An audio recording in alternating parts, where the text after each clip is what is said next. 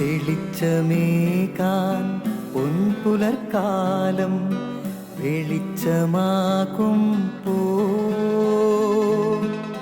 നുറുങ്ങുവെട്ടം പക്ഷിപരാഗം തെളിച്ചു കാട്ടും വരുന്നു ദൈവം മനസ്സിനുള്ളിൽ തിളക്കമേകിടാൻ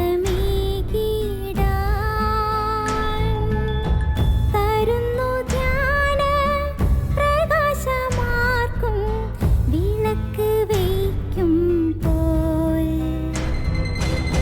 നുറുങ്ങുവെട്ടം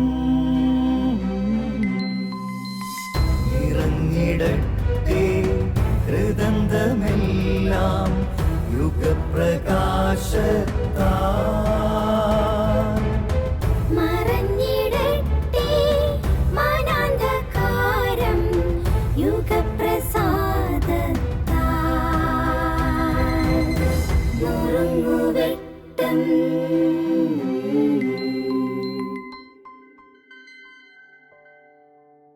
പ്രിയ സ്നേഹിത, ഈ ദിവസങ്ങളിൽ ഒരുപാട് വിവാഹമെന്ന കൂദാശയ്ക്ക് സാക്ഷിയാകാൻ ഇടയായി. ഒരുപാട് പ്രത്യാശയോടുകൂടിയാണ് നവദമ്പതികൾ ഈ കൂദാശ സ്വീകരിച്ച് മടങ്ങിപ്പോകുന്നത്. എന്നാൽ കണക്കുകൾ പറയുന്നത് ഒരുപാട് സങ്കട വാർത്തകളാണ്. വിവാഹിതരാകുന്നതിൽ 50% പേര് വിവാഹമോചനത്തിലേക്ക് വീണുകൊണ്ടിരിക്കുന്നുവെന്ന്. വിവാഹത്തെക്കാളേറെ ലിവിങ് ടുഗദർ ഇഷ്ടപ്പെടുന്ന യുവതലമുറയാണ് നമുക്ക് ചുറ്റും. ഒരു കണ്ടീഷനും വേണ്ട, ഒരു കമനൻറ്റും വേണ്ട, ഇഷ്ടമുള്ളപ്പോൾ പിരിഞ്ഞു പോകാം. വിവാഹ ജീവിതം തുടരുന്നവർ പോലും അതിൽ സംതൃപ്തരല്ല. എന്തുകൊണ്ടാണ് വിവാഹമെന്ന പവിത്രമായ കൂദാശ ഇത്രമാത്രം അപകടത്തിൻ്റെ വക്കിലെത്തിയിരിക്കുന്നത്? ചിന്തിച്ചിട്ടുണ്ടോ? ആർക്കും തോറ്റുകൊടുക്കാൻ, എളിമപ്പെടാൻ മനസ്സില്ല എന്നത് ഏറ്റവും വലിയ സത്യം. ഓർമ്മിക്കുകയാണ്, ഒരു കൊച്ചുകുട്ടി ഹിസ്റ്ററി പഠിച്ചുകൊണ്ടിരിക്കുക. ഹിസ്റ്ററിയിൽ ഒരുപാട് യുദ്ധകഥകളുണ്ട്. പെട്ടെന്ന് അവനൊരു സംശയം. അടുത്ത് പത്രം വായിച്ചുകൊണ്ടിരുന്ന ഡാഡിയോട് ചോദിച്ചു, ഡാഡി, എങ്ങനെയാണ് യുദ്ധമുണ്ടാകുന്നത്? മകൻ ആദ്യമായിട്ടൊരു സംശയം ചോദിച്ചത്. ഡാഡിക്ക് സന്തോഷമായി. അതേകൂടെ തന്നെ പത്രം മടക്കി വെച്ചിട്ട് പറഞ്ഞു കൊടുത്തു, മകനെ, ഒരു ഉദാഹരണമായിട്ട് അമേരിക്കയും ഇംഗ്ലണ്ടും തമ്മിലൊരു വാക്തർക്കമുണ്ടായെന്ന് വിചാരിക്കുക. ഇത് കേട്ട് വന്നത് അടുക്കളയിൽ നിന്നും മമ്മിയാണ്. മമ്മി ഉടനെ ഇടപെട്ടു. അതെങ്ങനെ സംഭവിക്കും?